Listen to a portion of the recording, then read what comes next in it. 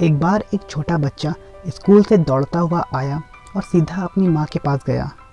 अपनी माँ को एक लेटर देते हुए बोला, ये लेटर मेरी टीचर ने सिर्फ आपको देने को कहा है। आप इसे पढ़कर मुझे भी बताओ कि इसमें क्या लिखा हुआ है। उसकी माँ ने वो लेटर पढ़ा तो वो थोड़ा उदास सी हो गई।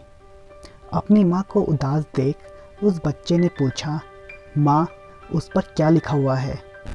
उसकी माँ मुस्कुराई और बोली, बेटा आपकी टीचर ने लिखा है कि आपका बेटा बहुत ही इंटेलिजेंट है और उसे पढ़ाने के लिए हमारे स्कूल में अच्छे टीचर नहीं हैं, तो कल से आप अपने बच्चे को घर पर ही पढ़ाएं और इसे स्कूल ना भेजें। उस माँ ने अपने बच्चे को घर पर ही पढ़ाना शुरू कर दिया और बड़ा होकर वो बच्चा एक बहुत ही जीनियस और एक सफल इन्वेंटर बना।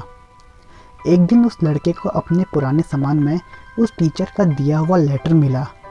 उसने वो लेटर पढ़ा तो वो हैरान हो गया, क्योंकि उस पर लिखा था कि आपका बच्चा मानसिक रूप से बीमार है और ये पढ़ाई में बहुत कमज़ोर है। अब हम इसे अपने स्कूल में नहीं पढ़ा सकते। बेहतर होगा कि आप इसे घर पर ही पढ़ाएं।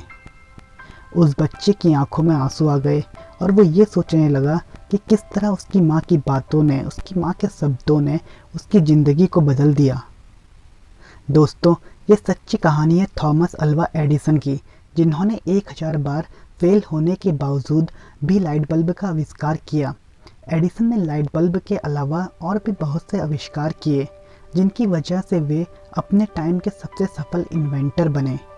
एडिसन का मन पढ़ाई में बहुत कम लगता था, जिसकी वजह से ही उन्हें स्कूल से निकाला गया, लेकिन उनकी माँ की दी गई शिक्षा के कारण वो जिज्ञासु बने और लाइफ में सफल हो सके।